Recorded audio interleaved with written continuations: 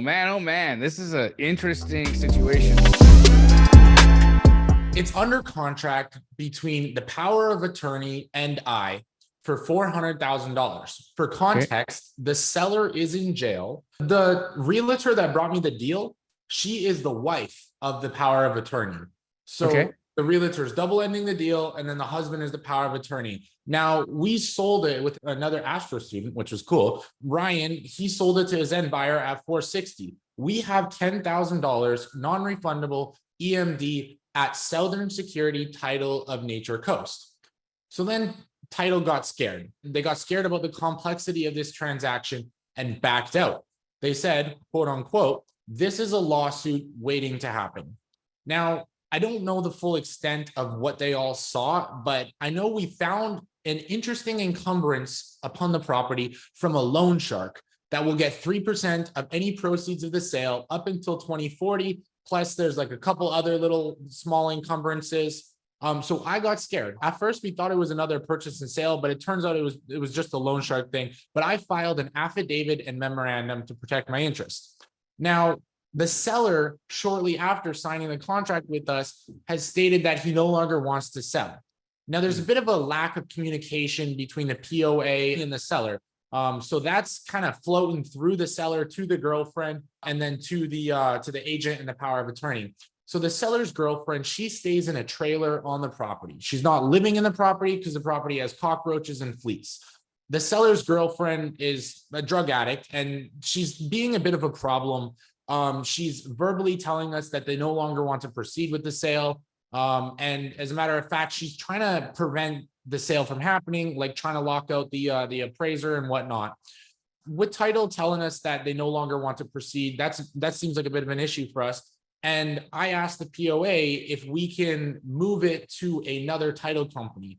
And the POA said that he's concerned he will get sued and he wants to seek legal counsel. He was supposed to get back to me today, and he did not. Okay. I believe the solution is we need an amendment to move it to a new title company and to have the POA sign the closing docs. But I would love to hear what your thoughts are. Man, oh man, oh man, this is an interesting situation. So there's a couple of concerns that I immediately find, right? So the fact that the real estate agent is doing dual representation here is that can become a little bit of a sticking point sometimes for agents if they're paranoid people, right? If they're like, I want to make sure that everybody's represented independently. There's no, lap in representation. Dual agency does open up a slightly greater chance of liability should anything go wrong, right? Because how can you represent two parties that are in a contract at the same time? You can't. That's why they call it limited dual representation, not full dual representation. It's impossible to do full dual representation. So with that said, now that you've got a realtor doing both sides and her husband being the power of attorney, right? Now he's controlling the flow of all the paperwork. And so if he goes and signs this and sells this and closes it with you, and then now you've got the guy coming out of prison or the girlfriend or they're obviously unstable. And so they could decide at any point to get an attorney involved and go after and seek damages against this real estate agent and her husband who acted as the power of attorney. Hey guys, don't forget to subscribe. And here's a quick word from our sponsor. Hey there. This video is brought to you by Privy. Do yourself a favor and click on the link in the description. Privy can help you find real estate deals at a deep discount. Don't be a jabroni. Click on the linky.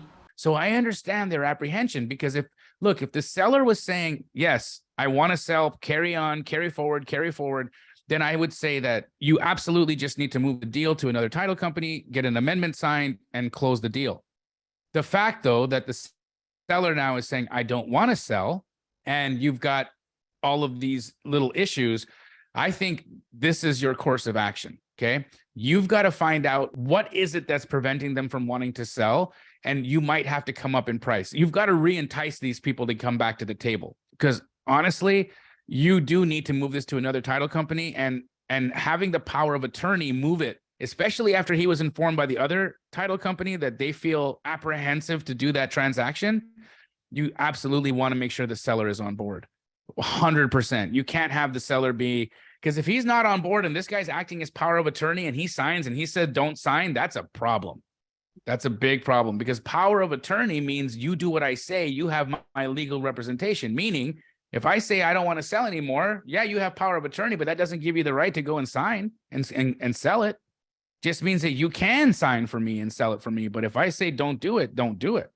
See what I'm saying? The person that is really in charge here is still that seller. So we need to figure out, what does the seller want to proceed?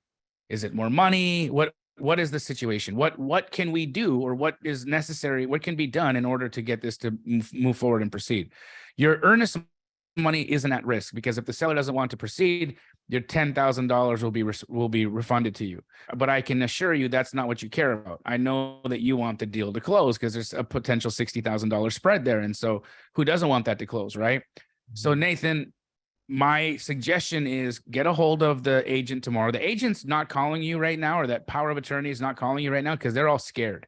Everybody in this situation is scared now because this guy doesn't want to sell anymore. You're now filing memorandums. They're like, oh my God, we're in a dual representation. I got a power of attorney. This guy's in prison. This all just looks very complicated and hard.